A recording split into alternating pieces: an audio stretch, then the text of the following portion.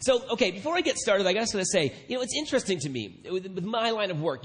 Whenever I go to work, which of course happens to be where I am at this very moment right now, someone always stands up and they read all these different things about things that I've done, my accomplishments, right? I always find myself looking at that person thinking, man, I'm awesome.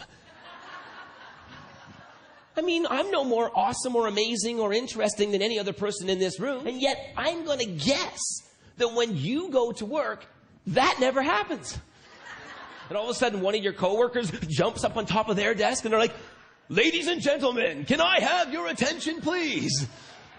I'm not sure if you've noticed, but Susan Wilkins has just walked into the room.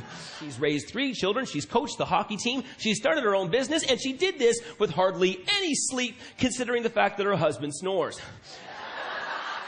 Why is it that just because I am a professional speaker, that whenever I go to my job, everyone always gives me a round of applause, but when you go to your job, no one gives you a round of applause? So I don't think that's fair. Let's give them the standing ovation that they deserve. On the count of 3, folks. Here we go. 1, 2, 3, let's go. Today, what I'm going to talk about are the 4 conversations that every leader needs to be able to create. Now, a lot of managers and directors and CEOs and healthcare providers and people in general, they do understand this. They do understand that I need to make sure I check in with the human beings that I'm working with on a daily basis, and so they make a slight effort. Right? They'll say, so how was your weekend? The person said, oh, it's pretty good. They're like, yeah, that's great. Okay, I'll see you for lunch. True leaders understand the importance of the 2nd, 3rd, 4th, and 5th question. They understand the importance of being able to engage people on a human level. How many people in this room have ever emailed somebody who's less than 20 feet away from them? Second question, who here has ever made a phone call and hoped to get the answering machine and not the person? True leaders understand that you can make a connection with another human being in less than 2 minutes, 3 minutes, 4 minutes, 5 minutes. All we ever have to do is ask something I like to call part 2 questions. The second conversation we need to be able to create is one where I call it the true story conversation. And then the leader finds out what's really going on.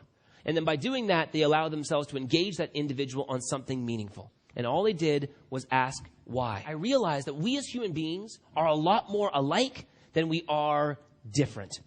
And I know this is true, and yet, unfortunately, when we're having conversations with each other, we're treating each other as if we're so different.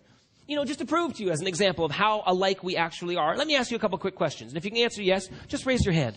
All right, last question. Who in this room has ever done an internet search on somebody that they thought was attractive just to see if they could find pictures of them on the internet? What? I never even knew you could do that. You see, I come from a typical family, like many of you, parents who immigrated from another country into Canada. They came to this country with $150 in their pocket. My parents used to live in a tent, as a matter of fact. Lifestyles of the rich and famous. And it was in that moment that I thought to myself, if this guy can change the conversation of his mind, then I can do the exact same thing. And that's when I tapped into something that totally changed my life. You may have heard of it. It's called stupidity. And then 14 years later, after having this stupid conversation in my mind every day, every week, and every year, I woke up and I looked back and I realized I had just spoken to 1 million people. I'd be lying to you to say that it didn't hurt to have your parents tell you that you should go down a different path.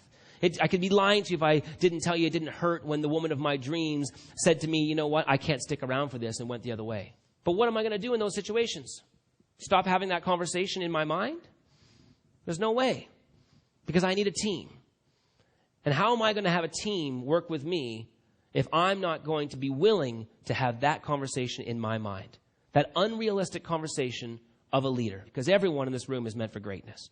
Everyone in this room is meant for something special. Whether it's the greatest mom, the greatest dad, the greatest caregiver, the greatest CEO or manager or director. Maybe it's the greatest traveler, the greatest blog writer, the greatest painter, the greatest person that just makes people laugh. We have the opportunity to tap into our greatness every single day as leaders, as long as we allow ourselves to have that unrealistic conversation.